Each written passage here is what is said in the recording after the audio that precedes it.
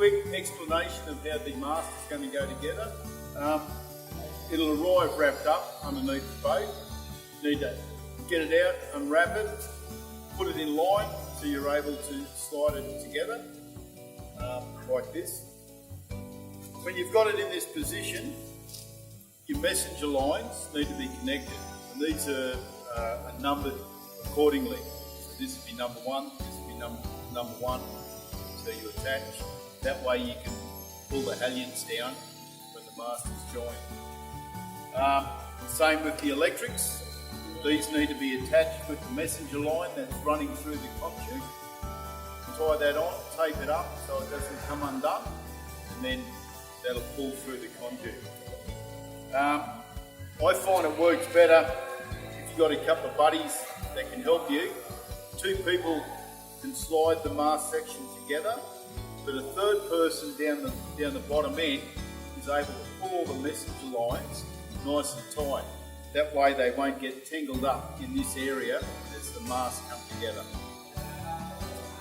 When you get about 4 inches from butting up, what you need to do is just grab the mainsail track and put it in position. Put it down in position. So as it slides in, you have plastic inserts that go in the end of the track here. They will line up with its mate and keep the track in line. Okay? So you don't need to worry about that until you get about 4 inches or so from closing up.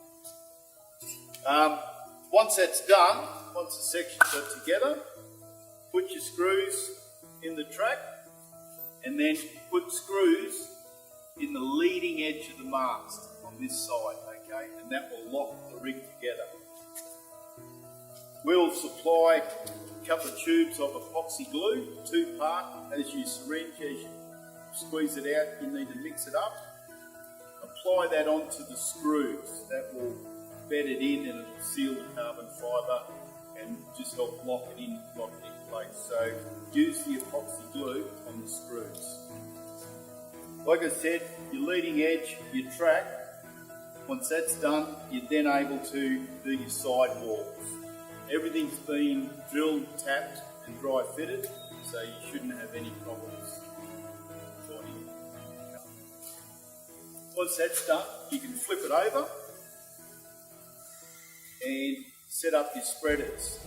There's a lower spreader and an upper spreader. Okay? They're all labelled and will go onto their correct side accordingly. Once you've got the spreaders on and the bolts done up firm, you then attach the diamond wires.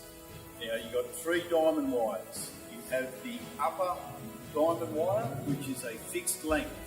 That'll go from the mast to the end of the spreader link. Now that's a fixed wire length, so you can only attach in one position. Then you have your outer diamonds that go from the bottom of the mast up to the spreader link. And again, they can only attach in one way. Inside that, you have your 3rd diamond, which is called the inner diamond.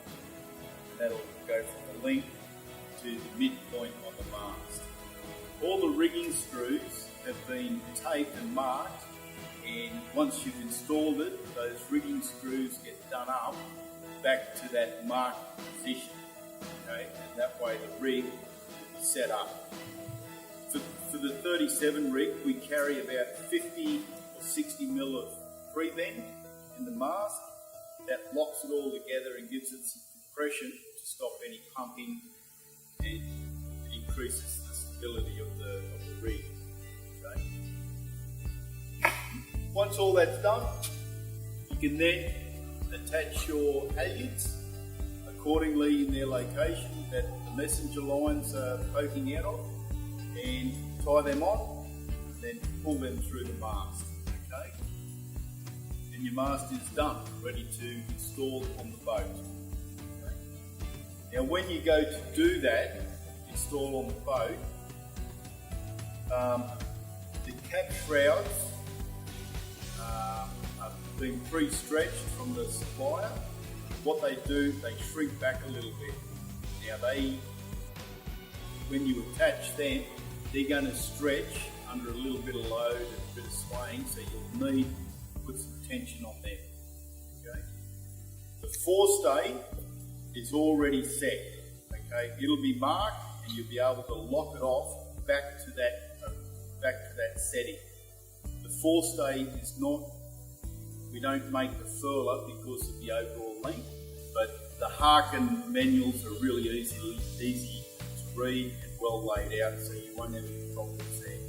Okay.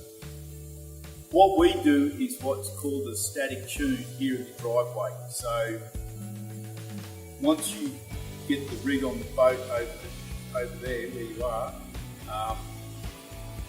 it's a static tune. So don't take that as the final tension process.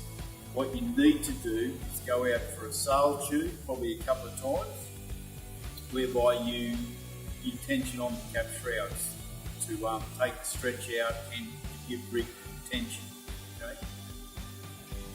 There is documentation that will follow this, but I just thought a video might be a bit easier to verbally understand instead of just photos and words. Again, with a rotating rig, they stand up on a 3-stay system, 4-stay and 2 caps. You really need to maintain rig tension. Okay, that way you get a good 4-stay tension. You don't want the forestay laying off, because that's just going to decrease any performance values, and it's not good. Okay, the forestay will fatigue and becomes another issue. Make sure you've got some really good cap shroud tension, and then that'll be it. You shouldn't need to touch the shrouds at all for a while. Okay, it's pretty straightforward. Everything's labelled, marked, everything's provided. It's just a matter of process of going through the step stages, which I've outlined